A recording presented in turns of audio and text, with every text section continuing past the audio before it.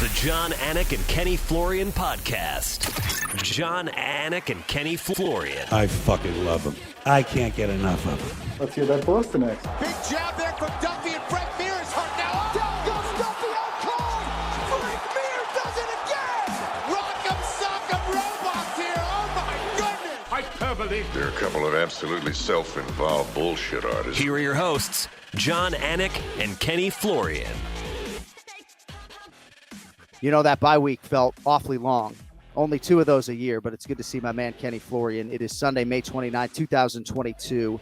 Hope everybody out there is in good health and good happiness on this Memorial Day weekend. It is episode 350 of the Anik and Florian podcast, and it feels awfully trivial, Kenny, to crack a microphone today and start complaining about the mixed martial arts scoring and judging without at least acknowledging just the absolute devastation in Uvalde, Texas, several days ago now. I don't really have anything groundbreaking to say as far as my opinions or my feelings in terms of mental health or guns or anything like that. But there's just an overwhelming sadness and heaviness, I think, with all of us over the last several days. I went to game 5 of the Celtics and the Heat in Miami. And like, as soon as the game was over and I get back in my car, it's just overwhelmed by sadness once again, thinking about my daughter who is going into 4th grade and potentially having to deal with the reality that, like, for her 2 siblings, you know, she's gone. And obviously that is not the case, but for so many families it is. And, you know, I'm not Tim Kennedy, a guy who has devoted his life to, you know, helping people and solving problems necessarily. But I do believe, optimistically or otherwise, that this situation is finally going to affect change. I really believe that. And I'm hopeful for that, but it's been a sad few days here in the United States of America. Yeah, it's awful, man. It really is so sad. And again, as a dad who's got a couple kids, you know, I do fear for the future because sadly, I think there's a lot of people who are dealing with mental illness. And I think that from the pandemic, from people being locked inside to people losing jobs to being financially, you know, repressed in a certain way, shape, or form, to you know, just a lot of the issues that we're dealing with right now. I think it may get worse. And the problem is that you see something like this and you see another sick individual, an insane person, who sees this and goes, "Oh, maybe that's the way. Maybe that's what I'm supposed to be doing." I don't understand that mentality of someone who is going to go out there and take the life of an innocent child. But these cowards, these insane people, are purposely targeting people or individuals or humans that are vulnerable. And I think that's an important point. And in the end, I don't know what the resolution is. I hope it's some kind of presence that is going to help to protect these kids. But it really is sad. My heart goes out to all those people. How do you even explain something like that, who has lost a child under those circumstances, when you expect your child to be safe at an institution of education, of learning? And I don't know. It's tough out there, and you know, it's just, there's no words. Just so traumatic for that whole community. And I will say, if there is anybody in that community who happens to be a mixed martial arts fan or a UFC fan who has been affected, who is somehow listening to this podcast, I would hope you would reach out to us on social media, and we will stop at nothing to try to do whatever we can to try to help in any possible way. I'm not even going to get into sort of the response by law enforcement or lack thereof. But one thing I will just say, as a father and as a parent, it's a very hard thing, fatherhood. It's the hardest job I've had. You know, working for the UFC is pretty challenging in its own right, but being a father is very challenging. And oftentimes it's me who sets the tone for the day, right? Because my wife leaves, she goes and teaches, and I take the kids to school. And it begins then, right? Setting the tone for your kids and the energy that they're going to have. There are plenty of days where, even with my say coffee, I wake up in a fucking shit ass mood, and I got to make sure that my kids don't feel that energy. And I just think there's a responsibility for all the parents out there to, you know, to try to just make decisions that are going to make your kids happy and make their lives a little bit easier. I'm not saying coddling necessarily, but there is a saying that says a mother is only as happy as her saddest child. And you just don't know everything that they're dealing with. Yeah. Thankfully right now, when my kids get bullied, they confide in me, but there may come a time that they won't. But we got to talk about mixed martial arts. That's enough about that. But to everybody in Uvalde, Texas, we've been thinking about you nonstop. And hopefully we do hear from some people and we can try to help in any possible way. So we were idle last week. So I do want to get into UFC Fight Night, Holm versus Vieira, if I could. And we do have some thoughts, of course, on the scoring and the state of judging and some of the misconceptions that I believe are out there. But can we talk about the fight a little bit between Ketlen Vieira and Holly Holm, if that's allowed? I thought both parties had their moments in the fight. I thought Ketlen Vieira landed the more damaging strikes, even if when I watched it live, I thought the effective grappling of Holly Holm in those clinch situations maybe was enough to give her the fight 48-47. But by and large, I thought Ketlen Vieira was rewarded for, being the more damage-doing athlete that night. What'd you make of the main event from a couple weeks back, my man? Yeah, listen, I agree with you. What's surprising is all those people that are saying it's a robbery. Like, you got to read the rules. And again, go back to that interview with Sean Sheehan that we had. I think that is becoming more and more of an important episode as we look back on that and as we look forward to, how these fights are going to be scored. So anyways, I think we all like to think that we are aware and what we're doing and when we're doing something. And I think there's a lot of people that think that they can multitask when they do something. You can't. And it's important that when you're watching the fight to be able to hone in on just what's going on. I don't care if it's John Anik calling the fight, if it's Kenny Florian calling the fight, whatever it is, watching the fight with no volume, I think says a lot. And you can kind of see the impact that the strikes have on the body, whether it's a cocking of the head back or whatever. But again, if someone is talking in your ear or if someone's distracting you, if you're on your phone and you're driving, you can't do the primary job 100%. So when I went back and watched the fight the other day, I scored it completely different than how I scored it before. Yeah. And it just is because I was able to kind of focus on it. And, I had round 1 for Holly. I had rounds 2, 3, and actually 4 for Ketlen, which I didn't have before. Right. And then I had round 5 for Holly. So rounds 1 and 5 for Holly. I thought it was close. That first round could have gone either way as well. There was another round that I thought was really close, round 4. But I think, John, you nailed it. It comes down to that. The impact of the strikes, who were landing the more powerful strikes versus the cage control. If those rounds were close, right, or very even, then it would come down to that cage control or, who was dictating, the grappling, I guess, control there, which was largely Holly Holm or, mainly Holly Holm. But I didn't have a problem with this. I thought Ketlen won the fight. But interesting. Again, just a lot of people that I don't think really know how to score fights. So I wasn't the least bit surprised when the decision was announced, in some part because over the last 4 to 6 months, I've really been diving in to the language of the scoring and also been leaning on people like Sean Sheehan, who has sources, judges who maybe have received information about 10-8s that isn't being dispersed to the masses, right? So I feel very locked in, even though, as Daniel Cormier has acknowledged, that a lot of us broadcasters are going to be brought to Vegas and we are going to be part of a seminar and a lot of learning will be done. I am by no means an expert on the level of some of these judges or referees or even commissioners. There's learning to be done. But I was like, man, I think, Ketlen might be rewarded for her damage here. And sure as shit, that's what played out. I thought Holly at times fought well. Holly Holm's last fight against Irene Aldana, I thought was a signature performance. It was not the Ronda Rousey knockout, but she was so good against Irene Aldana. And, people hear Dean Thomas say on the broadcast that Holly looks 40 tonight, right? And they hear me agree with it. And it takes off like wildfire, as if there's been a narrative throughout the entire 25-minute fight that Holly looks 40. Oh, look at Holly looking 40. Right. I was blowing so much smoke up her ass for the Aldana win that maybe I reserved the right to say, on this night, she did look a little bit older to me, and didn't seem to be cracking with her usual pop on the feet per se. So I wasn't the least bit surprised by the decision. And you know that we are verdict MMA supporters on the Anik and Florian podcast and have been from day one. But I do believe in terms of the mass audience, there's a lot of learning to be done.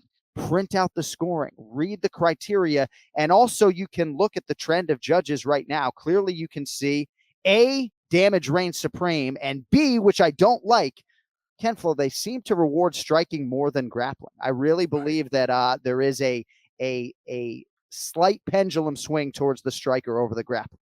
I agree with everything you said right there. Absolutely. I've said this so many times before, and really it's because I think Holly is an even better fighter than what she shows. But again, this was a Holly Holm that showed up and looked like she was making her UFC debut. I mean, the jitters are so apparent in Holly, especially when she starts a fight. She's so tight, and it takes her a little while to get going. And I felt like when she started loosening up, or the times that she was loosening up and kind of, just letting her, muscle memory take over, she was looking great.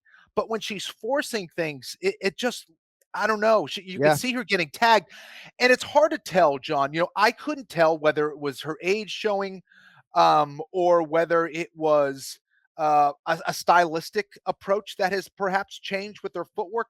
But she was getting cracked with harder shots against, I don't want to say necessarily an inferior striker, but someone with certainly a lot less experience than her on the feet. And she was getting hit hard with some of those shots. So anyways, and Holly as far as physical shape, she looks in tremendous shape. Man, she is ripped to the bone. She looks phenomenal. But maybe reactionary, some of her reactionary movements out there seem to be lagging a little bit. And again, I don't know if she was staying in the pocket too much, or maybe she was a little bit slower to react. But unfortunate there for Holly. But again, her and her team, I think if they went back and watched that fight again, I think they would be retracting some of the robbery stuff. That fight is way too close. Like when I watched it, I thought Ketlin, edged it out. But when I saw it again, I scored it differently, still had Ketlin winning. But it's such a close fight where you cannot say it's a robbery, and you cannot be surprised by something like that. I mean, it was too close of a fight to be complaining, is my point. I agree. And stats really don't matter, unofficial as they may be on the broadcast, and official as they may be later on, like UFCstats.com, with respect to the great statisticians who are human beings. The stats just don't matter. Like, yes, we reference them, and we reference the gambling odds, and I think gambling odds and stats are very similar. Another lens through which to maybe look at what's going on either before, during, or after a fight. But beyond that, it is what it is. Now, I just want to get back to that point, John, just to make it, because again, I could touch you with 10 jabs in that one round, and I outstruck you 10-1. But if you hit me with one strike that really stumbled me and caused me to go backwards, you probably won that fight. If I have, if you have nothing on your face and these are skimming shots, it does not matter. It's the impact. It's the effectiveness of the striking and the effectiveness of the grappling. Yeah, no, you're right. I got power too, Ken Flo. I mean, I landed.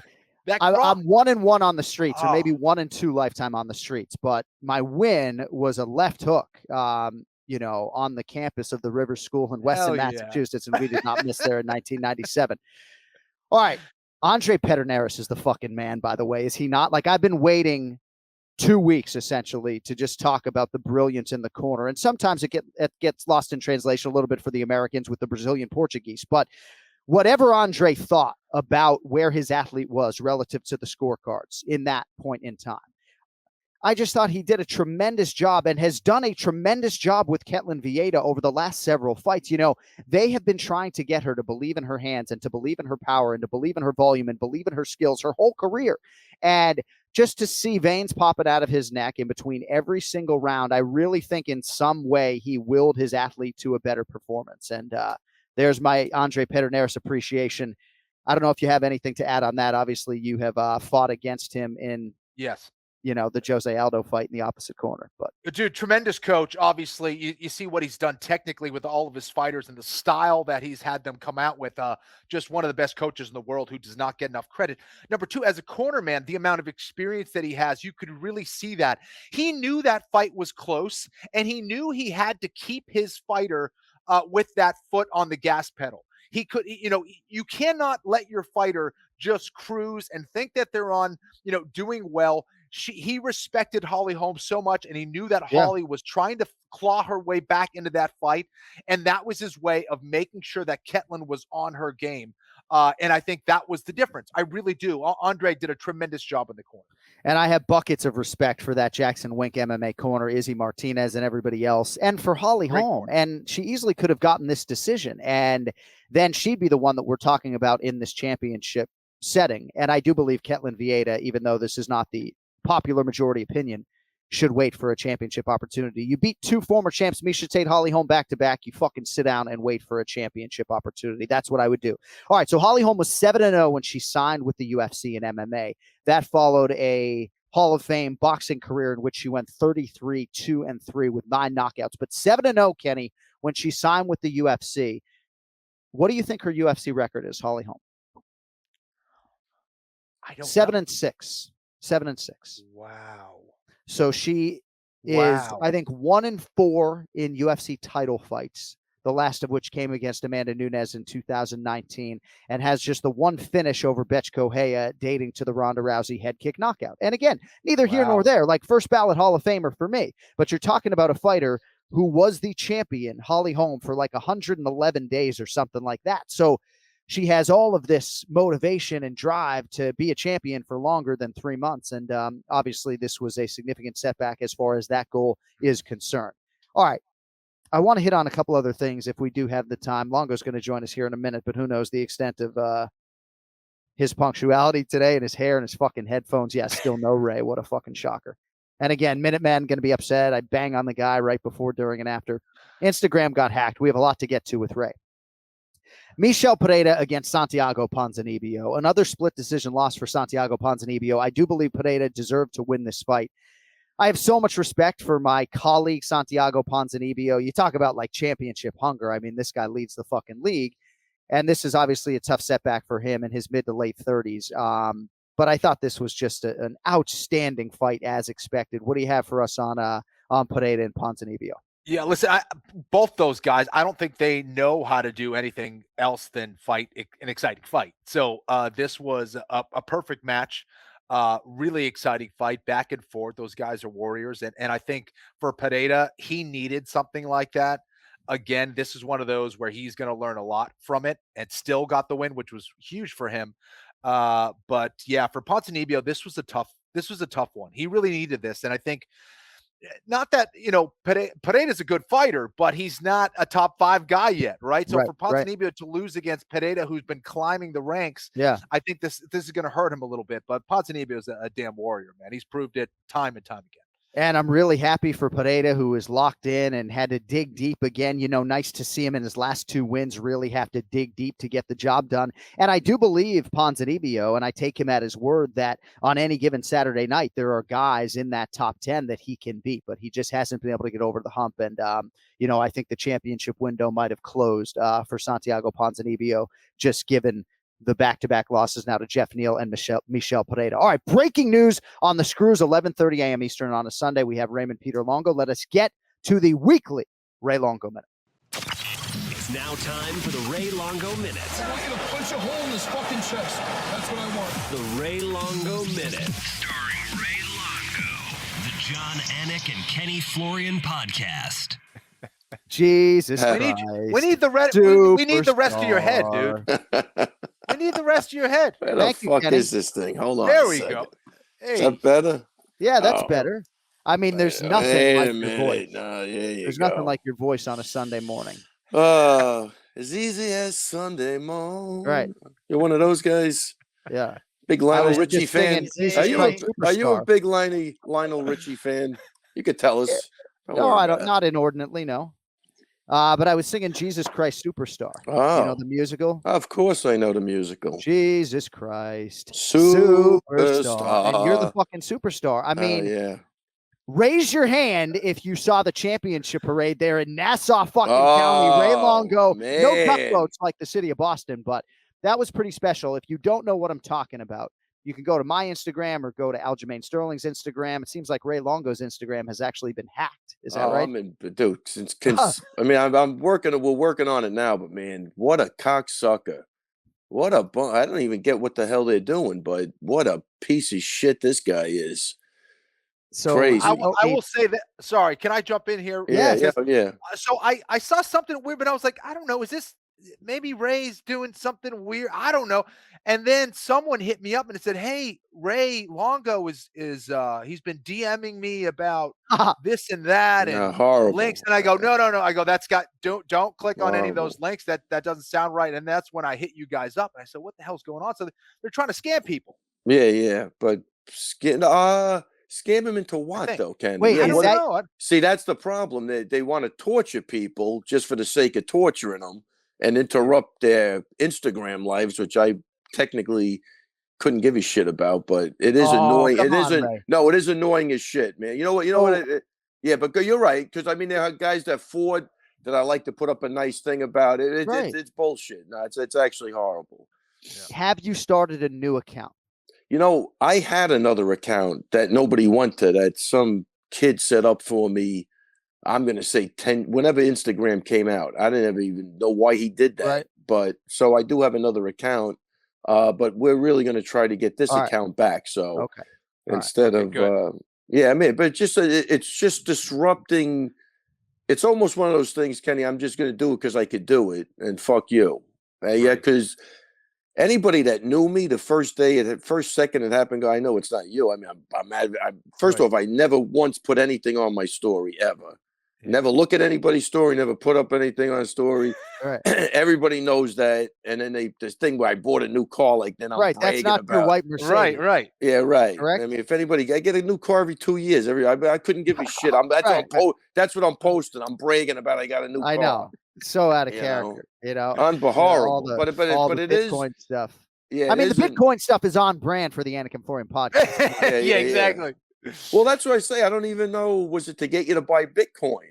I'm not even sure. I think it's just weird. I'm going to fuck with you, and it's going on all over the place. They already, I just feel bad because of me now, or people thinking it's me. They, they got hacked. All right. Yeah. Well, now our audience knows, and we'll keep you posted once that all gets sorted out.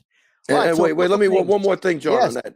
Fuck Instagram too. They have done nothing at this point. Nothing. They don't even care to do anything.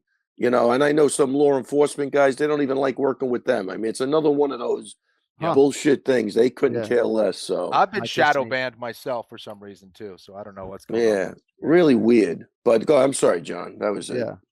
I think you need to punch a hole in someone's fucking chest. That'll be lucky. That's all that happened. No, I'm actually pissed off. All right. So a few things to get to. May 23rd. In your part of the world is now Aljamain Sterling Day. And again, I was not pleasantly surprised, but I was really happy to see the turnout and to see this UFC champion celebrated. When Stipe Miocic first became the UFC champion, we called the mayor's office on the air in Cleveland, Ohio, and we couldn't get permission to air it. I don't know what happened, but I think maybe we aired it. But we were trying to get Stipe like a championship parade in Cleveland. And I don't know, man. Like, obviously, Holly Holm was embraced to a significant extent in Albuquerque, New Mexico. I'm just happy to see you on the podium with your fucking family there and Aljo get celebrated because this doesn't happen all the time for undisputed UFC champions. And it was nice to see. And excuse me, we haven't spoken 2 weeks, so I'm a little congested. You're a little bit, verklempt. Yeah, that's a good word, John. I love it. Yeah, fucking Sharp's attack this morning, ready to go. 2 cups of coffee, baby.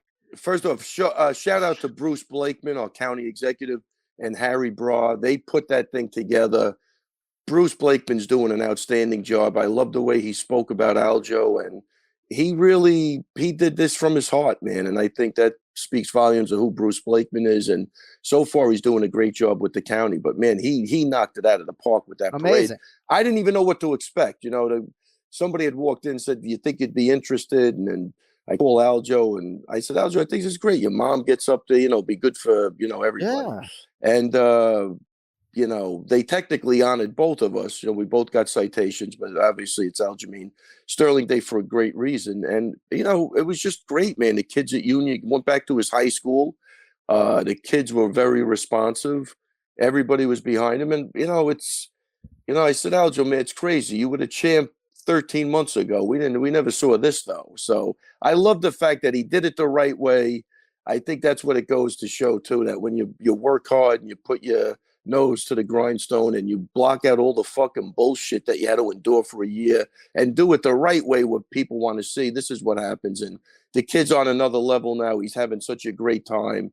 And it's great to see. Nobody wanted to win the title like that. Nobody knew they were going to win the title like that. But obviously the jerk-offs out there think that, everything is planned and fake and they can go fuck themselves. But Kenny, I hate to I'm happy for Aljo because it really is for real now. And he, again, Nassau County, thank you very much. Did a great job. Bruce Blakeman, shout out to him again. Great guy. Well, he's getting fucking two he's getting two thank yous there. So, Kenny, can I just say one thing on the side? Yeah. No, he probably wouldn't want me saying. I don't even know if he would or not. But so Bruce Blakeman, his ex-wife is married to? Who? Paul McCartney. Wow. Isn't that crazy? Yeah. Isn't that? I think that's nuts. Yeah, he would not want you to probably say that. But yeah. Paul's got nothing going for him. It's fine. What has he done? That's true. Bruce is the man now anyway. A few more things on this. Kenny, I just have to say, I know I'm sort of retreating here, but the pressure on Aljo in that second Petr Yan fight, right? Like, look at this, right? This county, what's this guy's name? Bruce fucking Blakeman? What's his name? No, just Bruce Blakeman. No, I think his middle name is something different. Bruce Blakeman, I don't know if he made a conscious decision after Aljo won by DQ and became the undisputed champ, but notice how they waited for the Aljamain Sterling Day, and we'll get to Longo's citation. You're not off the hook.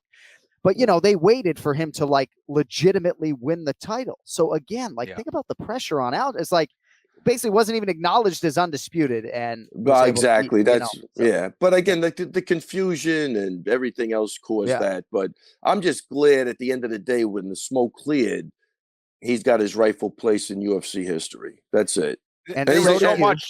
There was so much that he was dealing with, man. Yeah, I got to tell you, if you want to talk about mindset now, I think he's the guy to talk to.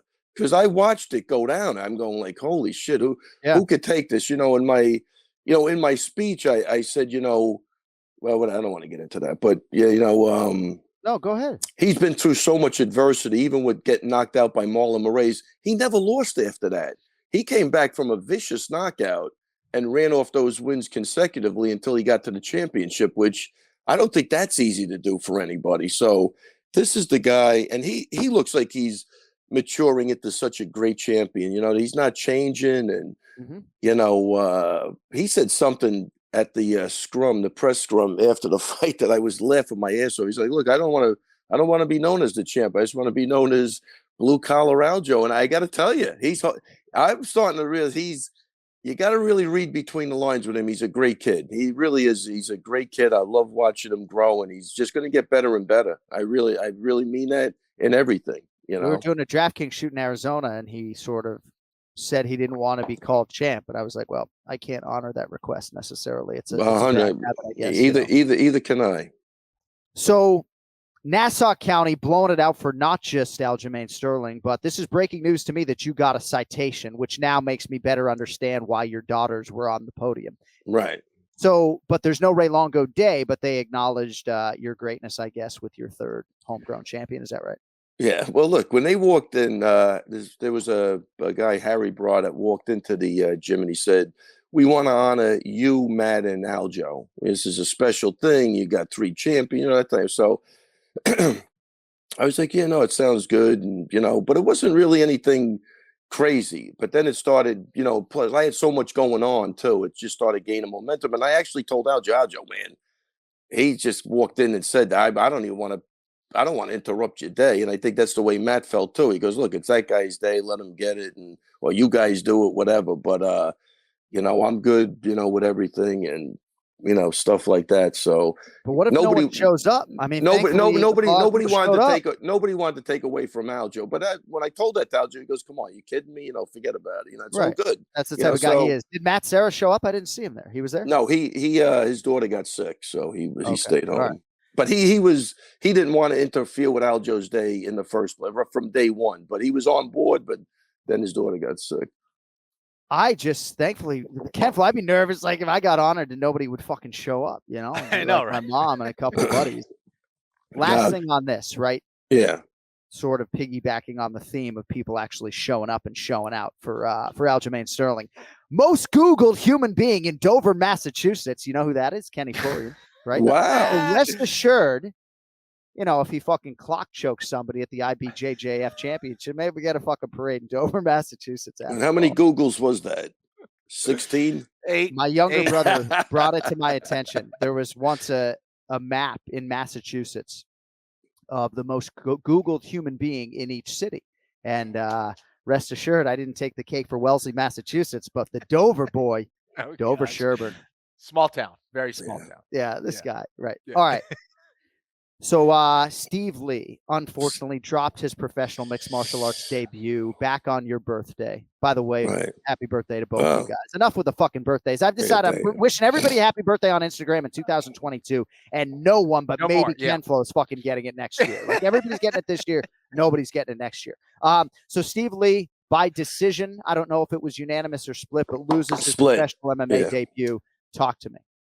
Yeah, no, you can't argue with the decision, but I personally thought he won. I thought he won round 1, lost round 2, was losing round 3, but got back up to his feet and put some damage on the guy. The only damage done in the round. That's the way I would have scored it. But one judge had it for Steve, 2 had it for the other guy. So I think he'll learn from it. You know, I think the first fight jitters got to him a little bit. But that was it. He definitely, you know, he's squared away with everything. He's got to make a couple of adjustments, not even physical, though. I think it was more mental. And what about Aljo's brother? He got poked in the eye.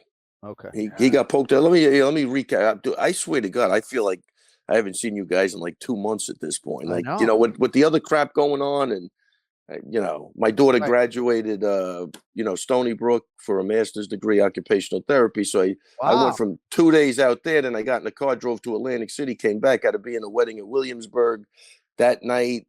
Then I had to, you know, celebrate my birthday a couple of days later. Then we had the parade. It's crazy, but it's all. I need to talk to your daughter. My son has feeding and sensory issues. We'll take that offline. Really? Yes, huh? 100%. We'll take that fucking offline, though. We'll take that offline. Out of respect for the audience, of course. Of course. But so let me just say, Dylan Montello, what a great stoppage he had at Khabib's show, Eagle FC. Right. He got back in the winning track. He needed that, but what a great fight for him. Let his hands go a little bit more, and that's what happens. He stopped the guy at the end of the second round. The doctor stopped it. We had Armando Getcha. He had a unanimous win that night in Atlantic City. So we were all over the place again. I couldn't go out to Florida, obviously, because of everything going on. Right. And I'm starting to ramble really bad right now. Not at all. And Not at all. what a big knockout for Anthony Delemy. Holy shit. He knocked that kid out cold. So his pro debut went really, really well. Shout out to Anthony and his beautiful girlfriend, Lita. So really, really good stuff, man. It was just a great week. Delemy crushed it. Did you see it? No, I did not see it. You got to look at it. It's beautiful. I'll look it up after the show. All right. A couple other things I would like to get to with you gentlemen before we spin it forward to UFC Fight Night, Volkov versus Rozenstruik. It is amazing how much people pine for a UFC event when there's one weekend off. It's like, can we just chill? Can we scale it back from 41 events to 35 instead of go from 41 to 46? Can we go in that direction, please? Do like 17 fights a night, though. So much was made of the Holly Holm Ketlin Vieira fight and ensuing decision. I guess I'm just curious if you have anything for us on that before we move on. Yeah, I thought that was the night where Ponzinibbio fought. Correct. I thought Ponzinibbio won that fight too. Close fight. Close fight. And the same thing with the Holm fight. I would have given it to Holly Holm, but I think I'd have to really go back and look at it. I wasn't that invested in it. You know, it wasn't one of those nights where you kind of was a repeat of the first round over and over again. So, right? Am I wrong? I don't even know. A lot of cage work. Maybe there was a lot of clinch stuff, and I don't know. I think sometimes I'm too close to it. I thought it was really entertaining, like a really entertaining back and forth. And then I get on social media, and obviously that does not at all dovetail with the MMA fan base. So, but yeah, no, I thought that was a close fight too. But I think Holly doing more of the work. I'm not. I'd have to go back and look at it. Yeah. But I know people were bitching about it. Everybody had Holly Holm winning like 4-1, maybe. Well, not everybody, but yeah. No, it was closer than that. I think people are they felt like they saw Holly dominate a lot of these clinch situations. And I think by and large, this whole notion of octagon control, and I'm not trying to bore the masses, but it is a tertiary condition. You almost never will have to use octagon control as a condition to judge a round. Okay. It is effective striking and effective grappling, right? And maybe some people would take issue in that third round. There was a lot of effective grappling by Holly Holm, but it was Ketlin Vieira who came the closest to finishing that fight. If memory serves, she had a choke in pretty deep in that round and landed some significant strikes on the feet. And then there was like a knockdown in the fight by Holly with a push kick to the midsection, which seemed more cosmetic, Kenny, to me, as far as knockdowns are concerned than anything else. And then Ketlin follows up with some fucking bombs, Exactly. Well, here's the thing. There's a difference between me hitting you to the body and you folding over and being like, oh, and dropping down, and as opposed to like a teep where I get you off your feet like a trip. Right. It's totally different thing. When I knock you down with a shot that hurts you to the body so much that you have to go down to the ground, that is a knockdown. If I push you off your feet, that is not a knockdown. That's like a takedown. So that was the difference in round 4. I remember, and when I went back and watched round 4, I was like, Ketlin won that round. Ketlin won that round. She was landing way bigger shots in that round than Holly was. And anyway, so that's so you do think they got it right then? With that I thought Ketlin won. I thought it was close, but I had Ketlin 3 rounds to 2. Yeah. I almost never go back and watch, and I did go back and watch those middle rounds, and my scorecard swung. But initially watching it live, I thought Holly won, but I thought it was close. Yeah. I mean, that's my brain right now. That's what I'm seeing. It was a close fight.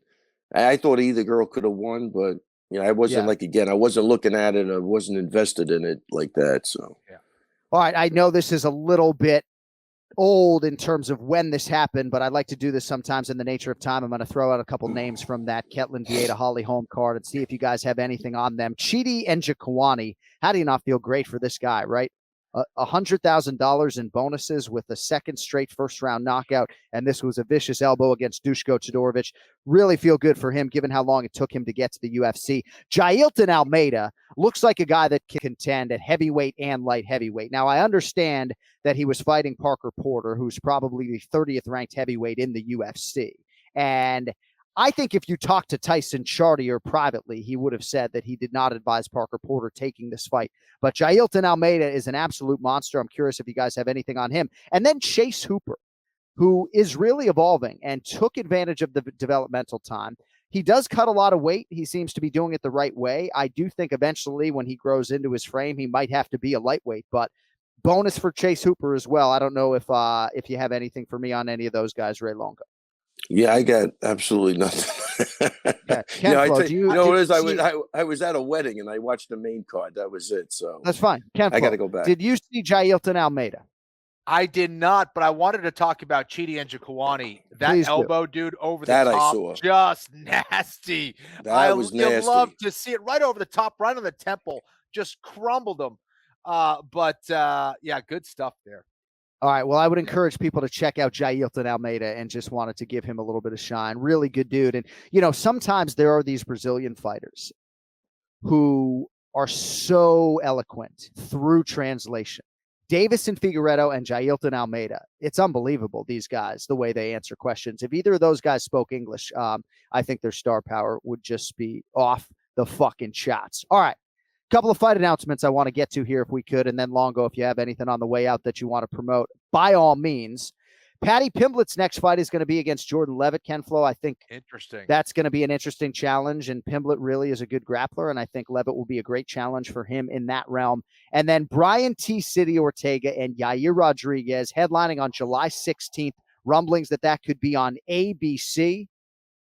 Big fight at 145 pounds. So a couple of fight announcements I wanted to get your thoughts on before we let Longo fly. So, Ray, let's start with you, man. Yair Rodriguez, Brian Ortega, Paddy Pimblett, Jordan Levitt. What do you have? I'll tell you, right in my backyard, Queens, New York. I can't get anybody on the freaking card, so I'm upset about that. Who are you trying to get on the card? Pumi? I was trying to get Frivola is still waiting for a fight. So I thought that would have been a perfect op. And Merab. They both would have taken fights at that. What's the deal with Merab? Because you said on these airwaves that you thought a fight was done, but evidently that is not the case. I just saw him yesterday. No fight is done, and he's dying to fight. I have no clue as to what's going on. There were rumblings about a Dominic Cruz fight, and then when I mentioned that aloud, someone said, oh, no, Merab's fighting Corey Sandhagen. It's already done. So I don't know what's going on.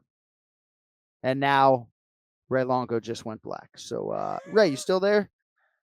All right. Was that again when you mentioned Dominic Cruz? Oh, there you go. Yeah, right. Yeah, what happened there? No, so I had mentioned the Cruz Merab fight, and somebody said to me, oh, no, I heard Merab Corey Sandhagen's done. It wasn't done as of yesterday. Somebody, John. Yeah, John. Give us your sources. I don't even remember. We'll see what happens with Merab Dvalishvili, but I hope you can get one of those guys on the card. No, I think the card's done. Oh, I think that's it. But the Ortega fight's going to be complete fireworks. Oh my gosh, man. What a fight. Yeah, better keep your eyes glued to that one very closely because I think it's going to be all over the place and very exciting. Ortega hasn't fought since the Alexander Volkanovski championship fight September of 2021, and Yair Rodriguez obviously very competitive against Max Holloway. That was November of last year. What a main event. Yeah, who's favored in it? What are the odds on that fight? That is a good question. I would imagine it is pretty close to a pick 'em. I would say maybe Brian Ortega minus 125, Yair Rodriguez plus 105. That would be my guess. But I think it'll command two-way action almost wherever it is. All right, Ray, you got anything else before we let you fly, my brother, or what? I don't know. I just needed this week to get my feet wet again. I feel like I haven't seen you guys in a month, and I don't know. Lots happened in the last couple of weeks, so we covered everything now. Are you doing extra rounds after this Alexander Volkov, Jairzinho, Rozenstruik main event?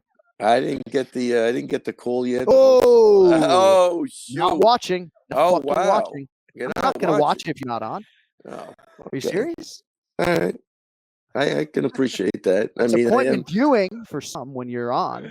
I am a big shot in Nassau County now. So. You're a huge shot. I mean, can you show us the fucking citation? I mean, and I need to talk to this disrespected guy now. I mean, you're from New York. You get pretty sensitive. I'm disrespecting the guy. Wait, hold on. One other quick question. 2 days after that, Stephen Lee got honored. It was Asian Pacific month. So the county did a big thing trying to bring all different groups of people together. So I went down with Steve and, we did a demo and he got awarded too. So hats off to Stephen Lee, did the right thing. It's all about harmony, guys. Harmony. Steve Lee deserves to be honored. He's the reason Longo Weidman MMA is still standing. There's no question about that. Absolutely, literally holding up the entire fucking building with his back and his balls. So the only problem with the award was Kenny. The only problem with the awards, I'm reading the pamphlet. The first guy was like a neurosurgeon. The second guy had he was a teacher, higher ed, the qualifications, and then me and Steve are up there hitting the Tide pads like two complete idiots. I'm like, holy crap. Well, there needs to be a balance, But he the violent side, the educational side. He wore his Hofstra shirt. I said, tell your parents you got awarded for your academic achievements. Leave out the fighting.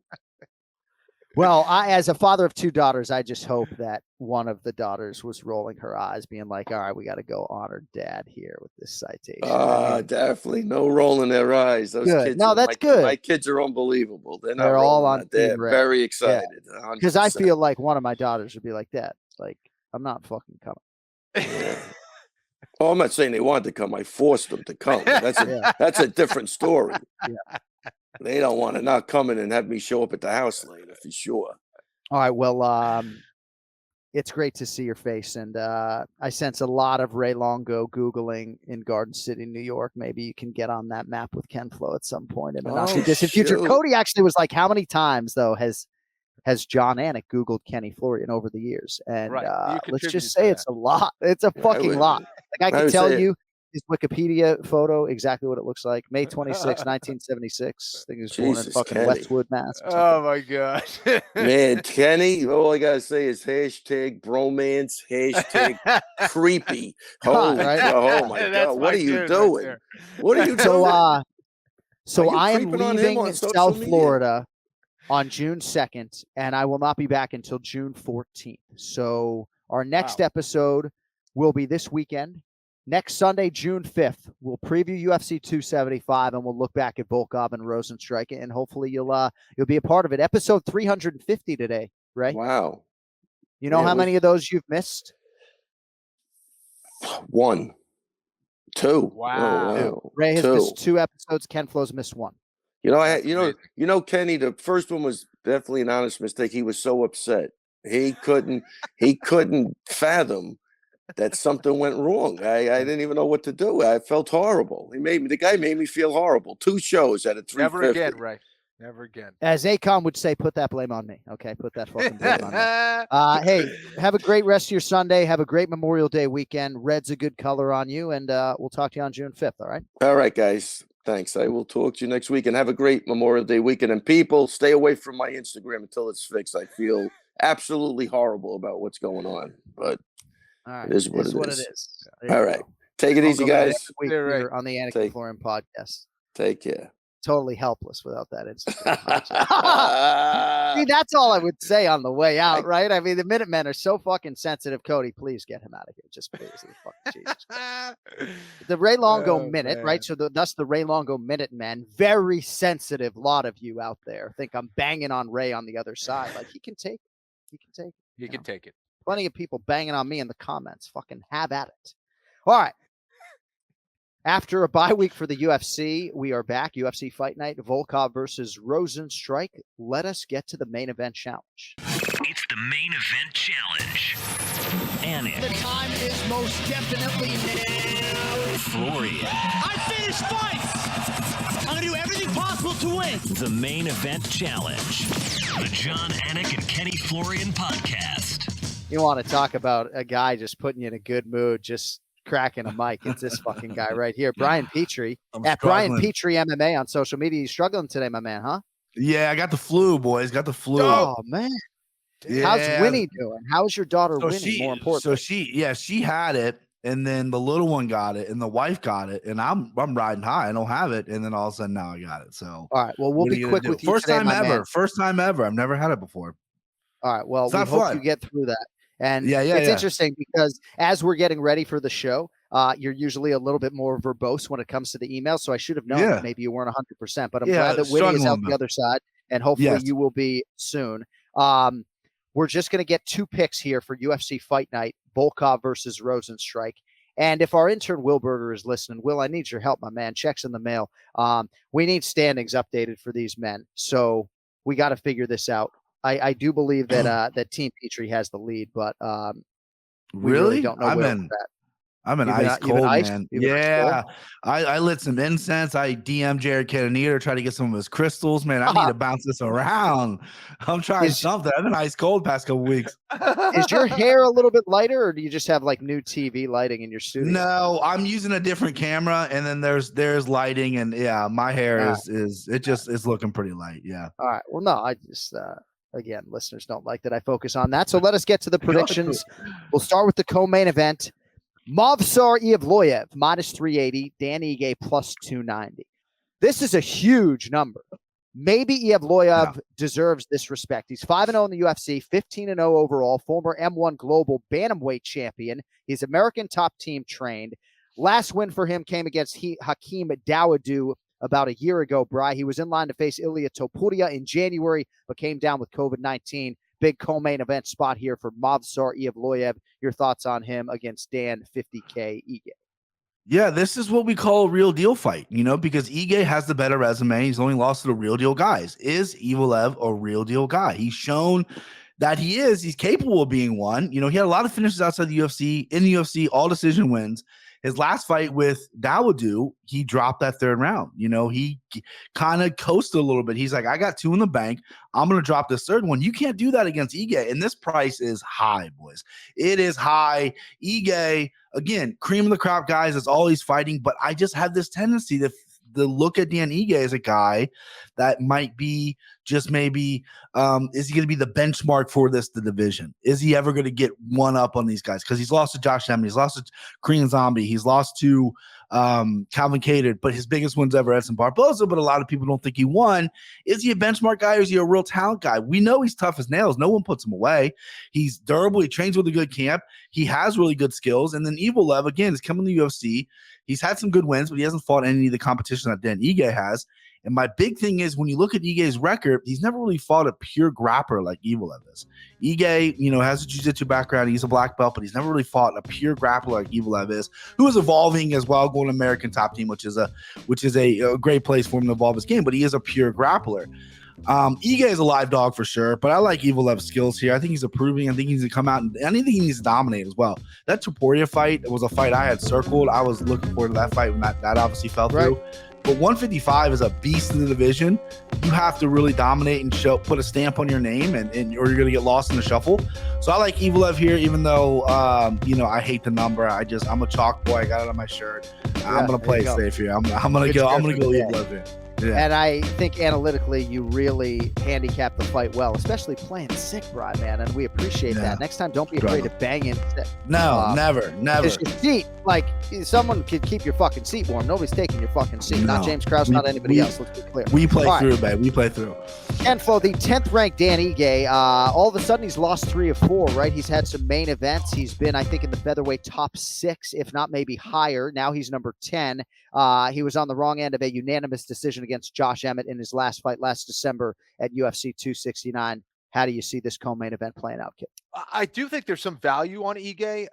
However, like Brian, I think that this is going to be a tough matchup for Ige. He is facing an excellent grappler in Evloev, who I think does a great job of utilizing his striking enough to bring it into his strength. And he's pretty safe. He doesn't just sit there and trade in the pocket. If he decides to do that, then Ige can catch him and knock him out and it's all over. But I think Evloev is a smart fighter. He knows how to bring it into his realm really well. And Ige, while he can grapple, I've seen him have the most amount of success when he gets on top and he controls you and has some good ground and pound. I don't see that happening here against Evloev. He's just going to be too good of a wrestler, I think, to succumb to anything like getting taken down or potentially getting swept or reversed there. And I don't see Ige being dangerous enough off of his back to do anything to Evloev. So, yeah, I got Evloev here as well. All right, main event, a lot of heavyweight main events of late. Of course, a lot of women headlining UFC fight nights, but we got the heavyweights this weekend. 7th ranked Alexander Volkov, -150. Number 8, Biggie Boy Jairzinho Rozenstruik is +130. So Rozenstruik did have a matchup against Marcin Tybura that went away. So it's been about a 9-month layoff for him, and he does like to stay active. Volkov, of course, as you boys know, ran into the Tom Aspinall train back in March. Loser here likely will never fight for the title. Winner on the other side will have won 2 of 3. Brian Petrie, who do you have in the main event? I'm a bit surprised Volkov's coming back so quickly. I mean, I know he didn't get knocked out, but he got knocked around a little bit by Aspinall in that fight. But, that's just proves the type of savage this 44-fight vet is. I mean, the guy's nails. This fight will be either a good technical stand-up fight or it's going to be a snoozer. And I'm really shocked that the UFC is letting Rozenstruik main event, considering sometimes he gets stuck in mud. He has a tendency to kind of just watch his work and really not watch his work, or he has a tendency to knock your fucking head off your shoulders. So the UFC is going to roll the dice and be like, okay, well, we'll see what we get. I like Volkov here. I love the number. I thought I was going to get maybe a higher number or on Volkov. I thought maybe 2-1. I like this opening number here. I see Volkov picking him apart, front kicks to the gut, avoiding the big shots. Rozenstruik has proven not to be the most well-rounded striker, considering he has such a dense kickboxing background. He's usually got 1 or 2 big power punches and not many kicks, and kind of a little underwhelmed here. I mean, this fight has a Derek Lewis Volkov vibe to it because it is 5 rounds. These are heavyweights. These are big boys. I can see Volkov dominating and just get caught because he has that light switch power that puts you out. But I just think Volkov is better everywhere. I see him staying disciplined here, especially after the first round loss to Aspinall there. And I see him picking Rozenstruik apart here. I wouldn't mind seeing Volkov using the size because he has size up, take him down the ground, get on top. I think that'd be a good part of his game as well. And unless we get a Doug Flutie Boston College Hail Mary from Rozenstruik, I see Volk by decision here. I'm very, very confident in that. And yeah, I like this. I like this number. I'm all over this number, boys. Maybe Rozenstruik will split Volkov's lip wide open with a few seconds to go in the fight, as he did against Alistair Overeem. Ken Flo, it does seem as though our last few fighter meetings with Biggie Boy have been rooted in this conversation about turning patience into activity, right? He loves to counter. He does sort of idle at times in the fight. But maybe this will be the fight that he gets back to just being the killer that obviously has a lot of knockouts to his credit. What do you feel about this main event? Yeah, John, I think Rozenstruik really needs to do that here against Volkov. He needs to be aggressive. If he tries to lay back or he tries to cruise through any of these rounds, I think that's where Volkov's really going to take over. When you have a guy who is a striker who is that tall and long and utilizes a lot of those long-range weapons well, if you back up or if you cruise or if you stay on the periphery, you're going to get picked apart, even if you're a very good striker. So Rozenstruik can catch him, sure, and he's got the power to stop him, but I just don't see it happening. I think Volkov tends to be a little bit more hesitant with his striking when he's fearing the takedown. I don't think he has anything to worry about here as far as grappling against Rozenstruik, which is going to allow him to unleash more of his strikes. I like Volkov here as well. All right. Alexander Volkov minus 150 as we sit here Sunday, May 29th on DraftKings Sportsbook.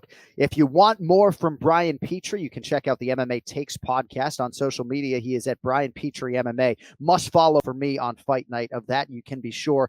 Feel better, my man. What a great name for a daughter, Winnie, huh? I mean, hit a home run. That I named Winnie. One of my favorite movies growing up was, everyone thinks it's the Wonder Years because Winnie Cooper from the Wonder Years, right? Or Winnie the Pooh or something. I was a movie buff growing up. I love the movie Wall Street, and Gordon Gekko's daughter is Winnie. I'm like, that's it. I love it. And my wife named the second one. So yeah. Thanks, boys. Appreciate it. What did your wife go with? Hazel. She loves the name Hazel. So Hazel. Yeah. Hey, rest up. Great Boston College reference. You like that? Again, Kenny's a BC boy. I knew that'd get him. All right, boys. Number 22. Thanks, let's go. I'll see you guys. We'll talk to you next Sunday. Brian Petrie with us for the main event challenge. You know, Doug's brother Darren actually babysat me and Jay once in Massachusetts. Yeah. That's awesome. And there was actually a picture of me and Jay in a newspaper when we were babies. It said, like, the headline was like Double Trouble in 1990s Sports or whatever, which we didn't end up being great athletes per se. But Richard Flutie took the picture, Doug's father, so the Flutie family runs deep with me. I think actually, if memory serves, my parents came home and Darren was like making out with a girl on the couch or something, actually.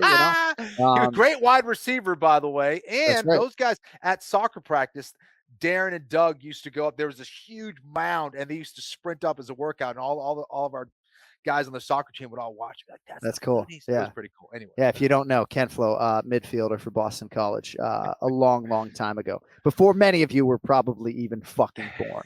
All right, one thing left to do, of course, it is our MERRROW seconds, and I just want to say, as we bring in our producer Cody MERRROW, just great fucking stuff in the private chat today. Not saying we can always get to it, but appreciate the producer support. A lot of thoughtful comments, whether we get to them or not. Well, thank you. I appreciate that. And you're a little delayed there. You're welcome, man. You're welcome. What's going on, kid? Fresh off of a trip to the city of brotherly love for some CFFC. Is that right?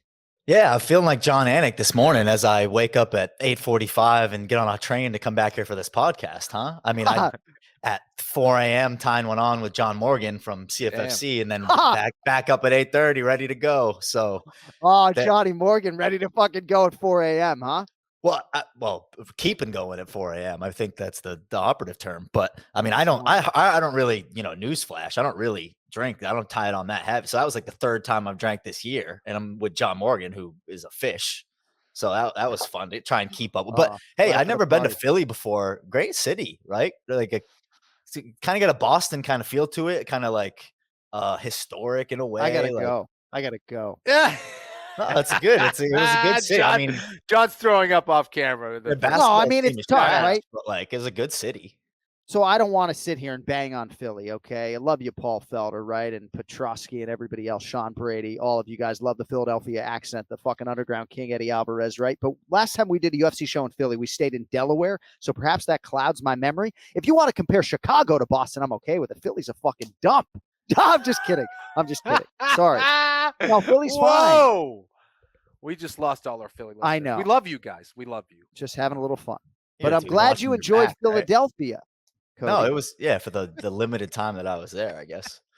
but no, I was going to say too, like, how was it for you and your brother to, be babysat by somebody you're taller than? It's like, isn't that right? It's nice for a change.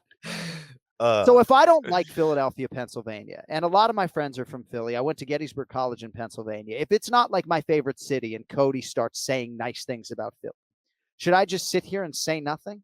And this is kind of the story of my life, right? Not having a filter when it comes to parenting, whatever else, right? It's like, so within the last week, I've banged on Philadelphia to somebody in my life. So then he says that I feel an obligation to be a man of veracity Media Group, right? And say that, Philly's just okay for me. It's just okay for me.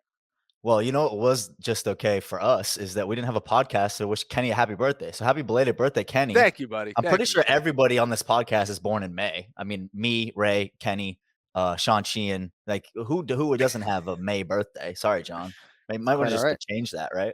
I'm not a big birthday guy. It's okay. But the reason that I was in Philly was for CFFC. Shout out Rob Haydack for the hospitality there. Great promotion. They did a grappling event on Saturday night where Jay Guida was on the receiving end of the Guida slaps because he was competing. He got subbed in like a minute and a half, but it was crazy. It was kind of crazy to see, the slap from 10 feet away for the two of them and kind of turn the tables there. So I thought that was interesting. Worth checking out on social media. That's cool. That did inspire me to text Kenny, and I hope he's okay with me revealing that. I was like, hey, like, what's it going to take to get Ken Flo to headline one of these things, And he's like, a new back and a new knee. So if anyone's out there, if anyone knows a back guy or a knee guy, and you want to see Kenny fight again. Full replacement. I need a full back replacement. Trip to Costa Rica. We're ready to go. Yeah. Can I ask you this? So I know some of these grappling promotions like have a grappler's rights, like Fury Grappling might have a fighter's grappling rights, so can't go do submission grappling or submission underground or whatever. Does anybody have Kenny Florian's rights right now? Can I ask that? You don't have to answer. He's laughing. They don't. They don't. Right. Does anybody want Kenny Florian's grappling rights right now? That's the question. Yes. We'll do pro grappling league, pro grappling legends. There it is. PGL, baby. There we go. PGL. I think I'm going to start a Beirut league for Fight Pass. A Beirut league. I think. Well, then you can't have anybody that was on the weigh-in show trying to play beer pong, like because that was they garbage. were really I'm sorry, bad. guys, but like that was awful. I would smoke all you fools in beer pong from that thing. And also, who the hell plays no bounce? Like bouncing is a very, very important part of beer pong. So I don't know who was doing. And then poor Laura, Bilal doesn't drink. He's Muslim. I need to provide context as you're talking about this because I'm sure Ken Flo and others have no clue as to what you're talking about. They played Beirut or beer pong, whatever you call it, on the UFC 274 morning weigh-in show, and took a while for them to close the show.